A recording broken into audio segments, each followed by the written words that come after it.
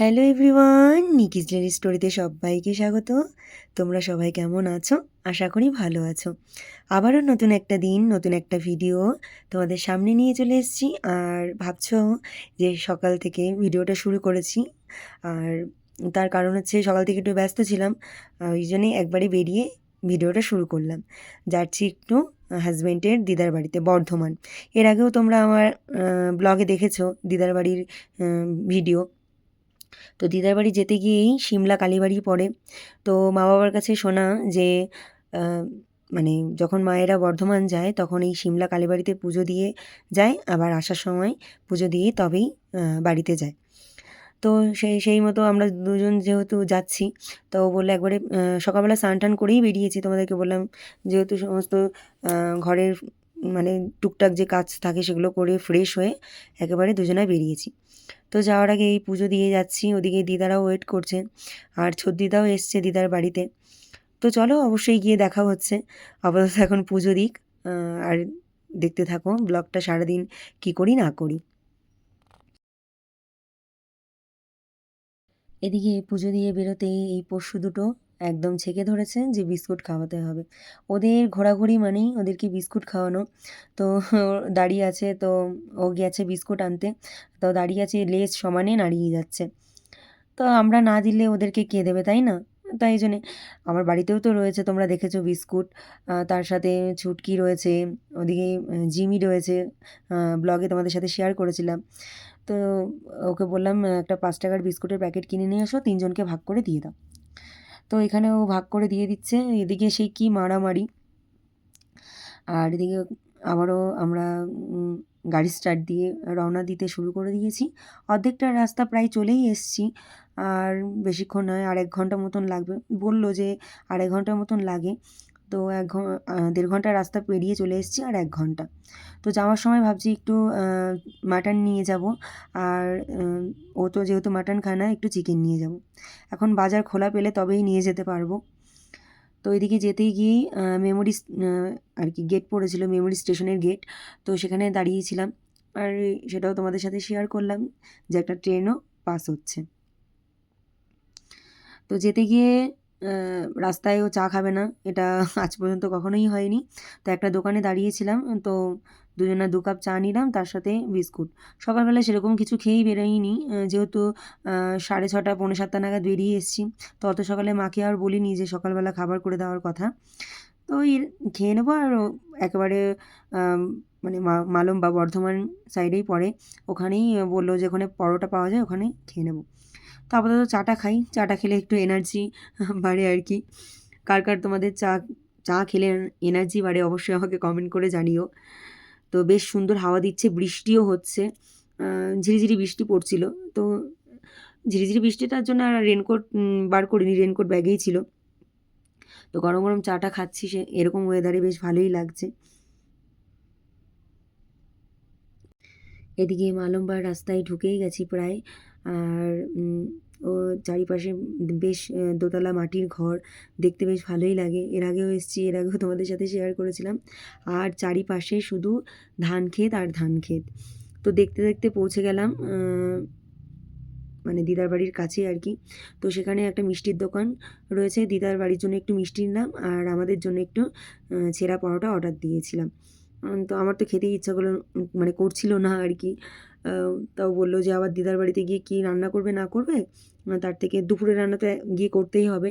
তো সেই ক্ষেত্রে সকালে খেয়ে দিয়ে নাও একবারে, মাছ মাংস দুটোই নিয়ে নিচ্ছি। এখানে আজকে বৃহস্পতিবার, মাটন কাটে না, এসেই শুনলাম। তো কিছু করার নেই, দিদার জন্য একটু মাছ নিতে হবে, দিদা যেহেতু চিকেন খায় না। তো দিদার জন্য মাছ নেব, আর আমাদের জন্য একটু চিকেন নিয়ে নেব, দিদা চিকেন খায় বললো। তো চলো খাওয়া দাওয়া করি, বাজারঘাট করি, তারপরে দিদার বাড়িতে গিয়ে দেখা হচ্ছে। কেটে নেবে নাকি? কেটে দাও, কেটে দাও।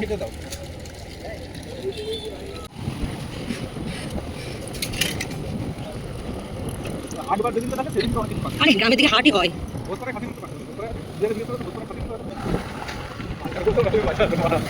এটাই তো বড়। ও তাহলে না, এই হচ্ছে কি নদী জানো, গামছা নিয়ে আমার বোন নেমে যায় মার কাছে চলে। প্রায় দিদার বাড়ির কাছেই চলে এসেছি, সেই রাস্তাতেই ঢুকে গিয়েছি। আর এদিকে চারিপাশে শুধু গোবর, বিচুলি, ধানের গোলা এই সমস্ত দেখতে পাচ্ছ, আর মাটির বাড়িও দেখতে পাচ্ছ চারিপাশে। মাটির বাড়ি কি, দালান বাড়িও রয়েছে। এদিকে কথায় কথায় দিদার বাড়িতে চলে এসেছি, এসে ফ্রেশ হয়ে নিলাম, আর এদিকে ও ফ্রেশ হয়ে নিয়েছে, আর এদিকে ছোদ্দিদার রান্নাবান্না অর্ধেকটা প্রায় হয়েই গেছে। তো দেখা যাক কি করি না করি, অবশ্যই শেয়ার করব। সকাল থেকে ভিডিওটা ইন্ট্রো দিতে পারিনি। সকালে ঘুম থেকে উঠেছি সেই 5:30টায়, চলে এসেছি আমার হাজব্যান্ডের দিদার বাড়িতে। এর আগে তোমরা আমার ব্লগে দেখেছো, বিয়ের পরপরই এসেছিলাম। তো কালকে হঠাৎ করে ঠিক হয়েছে রাতের বেলা যে একটু দিদার বাড়িতে আসবে। তো এই যে চলে এসেছি দিদার বাড়িতে। টিপ মনে হচ্ছে চোখে, হ্যাঁ টিপ ছিল, সরি। যাই হোক, এই যে দিদার মানে দাদুর সমস্ত জমি চাষবাস, আর এদিকে কাঁঠাল, এই যে এই কাঁঠাল, ওই যে কাঁঠাল দেখতে পাচ্ছ, কাঁঠাল নিতেই মেনলি আসা। মা বাবা যেহেতু কাঁঠাল খেতে ভীষণ ভালোবাসে, তো এই পেছন দিকটায় দিদাদের দিদাদের পুকুর, না এই পেছন দিকটায় পুকুর রয়েছে একটা। তো চলো, ওদিকে দিদা রান্নাবান্না, দিদা তো রান্না করছে না, ছোট দিদা রান্নাবান্না করছে, তো একটুখানি হেল্প করি। তো চলো, পরে আবার আসবো এসে। ওদিকে তোমাদেরকে বললাম যে সমস্ত রান্নাবান্না দিদার প্রায় হয়ে গেছে, আর এদিকে এসে একটুখানি চিকেনটা ধুয়ে নিলাম, আর দিদা সমস্ত কিছু গুছিয়ে দিল, পেঁয়াজ কুচি থেকে শুরু করে মানে পেঁয়াজ আদা রসুন সমস্ত বেটে কুটে দিল। আর আমি শুধু এই বসে বসে এখন চিকেনটা রান্না করছি। আর দিদাকে জিজ্ঞেস করলাম, দিদা বললো না, মাছ ভাজা খাবো, মাছের তরকারি না করলেও চলবে। এদিকে দেখো চিকেন কষাটা প্রায় হয়ে গেছে, চিকেন থেকে একদম তেল ছেড়ে দিয়েছে। এরপর একটু গরম জল বসিয়েছে দিদা ইন্ডাকশন ওভেনে, সেই গরম জলটা ঢেলে দেবে এর মধ্যে। আমার হাজব্যান্ডকে একটু টেস্ট করার জন্য 1 পিস মাংস দিলাম, যে লবণ ঝাল ঠিকঠাক আছে কি না। আজকে এই প্রথম আমার হাতের ছোদ্দিদা রান্না খাবে, তাই বলছে নতুন বউয়ের হাতের রান্না আর কি এই প্রথম খাবে। তো ওইদিকে জলটা দিয়ে দিলাম, তার সাথে আলুটাও দিলাম। এবার একটু ঢাকা চাপা দিয়ে দেবো, আস্তে আস্তে হবে। চিকেনটা যদি একটু আস্তে ধীরে না হয় না, চিকেনটা ঠিক টেস্ট হয় না। আর এদিকে ফট করে চোখ পড়লো দিদার এই বারান্দার গ্রিল দিয়ে কত সুন্দর উচ্ছে গাছ হয়েছে, আর প্রত্যেকটা ফুলে ঠিক এরকমভাবে উচ্ছে, ছোটো ছোটো উচ্ছে ধরে আছে, দেখতে ভীষণ ভালো লাগে। দিদা তাই গল্প করছিল, দাদু থাকলে আরও বেশি আনন্দ পেত যে এই তোমরা এসেছো, তার সাথে দাদু তো আরও বেশি মানে এই চাষবাস করতে ভীষণ ভালোবাসে, মানে ভালোবাসতো আর কি। এখন দাদু নেই, প্রায় 4 বছর হয়ে গেল, 3 থেকে 4 বছর। তো এগুলো দাদু সমস্ত নিজের হাতে করে রেখে গেছে, তো আর কি করা যাবে, কিছু করার নেই। আর এই যে সেই ধানের গোলা তোমাদেরকে আস্তে আস্তে বলছিলাম। এদিকে দেখো দিদার বাড়ির কাঁঠাল প্রায় পেকে গেছে, আর আমি যেহেতু কাঁঠাল খেতে ভালোবাসি, ভালোবাসি বলতে খুব বেশি তাও নয়, মোটামুটি আর কি। তো সেই ক্ষেত্রে আমরা আসবো বলে কাঁঠাল পেড়ে রেখেছে দিদা। তো চলো, অনেক দিন পর দিদার বাড়িতে এসেছি, সবাই এক জায়গায় হয়েছি, আর কাঁঠাল খাই আর গল্প করি। আর এখন বেশি বেলা হয়নি, 12:30 মতন বাজে। তা দিদা বললো খেতে খেতে তো সেই 1:30-2টো হবে, তার আগে 2 কোয়া মতন কাঁঠাল খেয়ে নাও। আর কাঁঠালটা দেখে এত লোভ হচ্ছিল, যেহেতু আমি তোমাদেরকে বললাম ভালোবাসি খেতে, বাট খুব একটা নয়। তো ওই একটা কাঁঠাল পেড়ে রেখেছে, সেটা বাড়িতে নিয়ে তো অবশ্যই যেতে হবে, যেহেতু মা বাবাও ভীষণ কাঁঠাল খেতে ভালোবাসে। তো সেই ক্ষেত্রে বাড়িতেও নিয়ে যাব। এর আগে দিদা বলেছিল আসার কথা, কিন্তু আমার হাজব্যান্ড তো যেহেতু থাকে না, তো সবসময় তো যাওয়া হয় না। তো আমের সময় আম খাওয়া হয়ে গেছে, আর এখন যেহেতু কাঁঠাল রয়েছে গাছে, ওই জন্যেই দিদা বারবার ফোন করে বলছিল বলেই আমি আর তোমাদের দাদাভাই চলে এলাম কাঁঠাল নিতে, আর দিদার সাথেও একবারে দেখাও হয়ে গেল, এটা আর কি। হ্যালো এভরিওয়ান, দেখতেই পেলে যে ছোদ্দিদাও অর্ধেক রান্না করে ফেলেছে, আর আমি এসে শুধু চিকেনটা রান্না করলাম, চিকেন আর কি কষাই করলাম। তো ওইদিকে রান্নাবান্না করে একটু ফ্যানের তলে বসলাম, আর এখন বাজে হচ্ছে 1:10। তো সবাই মিলে খাওয়া দাওয়া করবো, করে একটু রেস্ট নেব। তো চলো ওইদিকে দিদা যেহেতু একাই থাকে আর কি, তো একটু টুকটাক করে করে নিই। তো চলো, কী কী রান্না হয়েছে সেটা তোমাদেরকে এক ঝলক দেখিয়ে নিয়ে দুপুরের খাবার নিয়ে চলে এসেছি। সাদা ভাত, তার সাথে রয়েছে আলু পোস্ত। আলু পোস্ত খেতে তো দিদারা খুব ভালোবাসে, আর আমার রান্নায় তো তোমরা দেখেছো আলু পোস্ত। আর ওদিকে মুগ ডাল ভাজা, রুই মাছ, মুগ ডাল মানে ভেজে রান্না করা হয়েছে, তার সাথে রুই মাছ ভাজা, বেগুন ভাজা, বেগুন ভাজাটা আমি খাইনি, আমাকে দিয়েছে, আলু ভাজা, আর এদিকে চিকেন কষা। তো চলো খাওয়া দাওয়া করি, বিকেলে দেখা হচ্ছে কেমন। হ্যালো এভরিওয়ান, এখন ঘড়িতে বাজে 4:30 আর রেডি হয়ে বেরিয়ে পড়েছি দুজনে একটু ঘুরুঘুরু করতে গ্রামের রাস্তায়।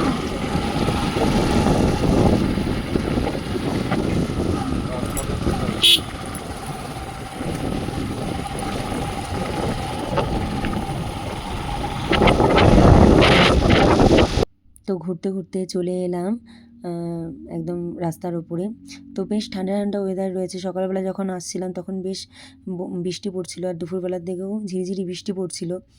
তো রাস্তা দিয়ে যাচ্ছি, ও বললো একটা জায়গায় দাঁড়িয়ে একটু চা খাবে। তো চলো যাওয়া যাক গন্তব্যে। আর এদিকে একটা জায়গায় দাঁড়িয়েছে চা খাওয়ার জন্য। এদিকে চা খেতে গিয়ে আমার জিভ পুড়ে গেছে। আর আমার রাস্তা দাঁড়িয়ে চা খেলে পরেই প্রায়শই আমার জিভ পুড়েই যায় আর কি, ওই তাড়াহুড়োর চোটে। তো এই কারণের জন্যই আমি রাস্তাঘাটে আমার চা খেতে একদম ভালো লাগে না। কিন্তু ওর পাল্লায় পড়ে যেটা হয় আর কি, ও যখন খাচ্ছে আর আমাকে তো খেতেই হবে। তো দিদাদের বাড়িতে বলে এসেছি যে আসার সময় দিদাদের জন্য একটু চপ নেব। এখানে নাকি কোথায় নামকরা চপের দোকান রয়েছে, আমি তো এই প্রথম খাবো। তো বললো চলো ওদিক থেকে একটু ঘুরে আসি।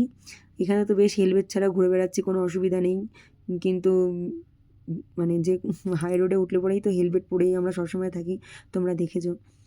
তো যাই হোক, কথায় কথায় চলে এসেছি চপের দোকানে। এটা এই দোকানটা নাকি খুব নামকরা চপ। বাবা দাদু এরা নাকি এই দোকান থেকে, বর্ধমান এলেই নাকি এই দোকান থেকে ওরা চপ খায়। তো দেখা যাক চপের টেস্ট। আর আরেকটা জিনিস হচ্ছে, বাড়িতে এর আগে আমি কুমড়োর বড়া বানিয়েছিলাম, তোমরা দেখেছো। এইবার বুঝতে পারছি বাবারা কেন কুমড়োর বড়া খেতে ভালোবাসে। এখানে নর্মালি কুমড়োর বড়া মানে চপের দোকানে, যেই দোকানে চপ ভাজে আর কি, সেই দোকানেই আর কি কুমড়োর বড়া পাওয়া যাচ্ছে। তো এটা দেখেই আর কি অবাক হয়ে গেলাম। এদিকে বাড়িতে এসেই চপ আর মুড়ি নিয়ে বসে গেছি। তো এদিকে চপ মুড়ি সবাইকে দিয়েও দিয়েছি, আর আমরাও চপ মুড়ি নিয়ে নিয়েছি। আর এখন 5:30 বাজে, 5:30টার সময় চপ মুড়ি খাচ্ছি। তো বাড়িতে তো যখন সন্ধ্যা হয় তখনই খাই, দেখতে পাও। এদিকে চপ মুড়ি খেয়ে একটু ছাদে এলাম। ছাদে বেশ সুন্দর হাওয়া দিচ্ছে, ওয়েদারটা বেশ ভালোই রয়েছে। তো দুজনে মিলে একটু ছাদে বসে গল্প করি, তারপরে নিচে যাওয়া যাবে। তো চলো, আজকে সকাল থেকে ব্লগটা কেমন লাগলো অবশ্যই কমেন্ট করে জানিও। আজকের মতন ব্লগটা এখানেই শেষ করছি। ভালো লাগলে একটা লাইক কমেন্ট শেয়ার করবে, আর চ্যানেলটির পাশে থাকার জন্য অবশ্যই চ্যানেলটিকে সাবস্ক্রাইব করবে। আজকের মতন আসছি, আগামীকাল নতুন একটি ভিডিও নিয়ে চলে আসবো। ততক্ষণ তোমরা সুস্থ থেকো, ভালো থেকো, টাটা।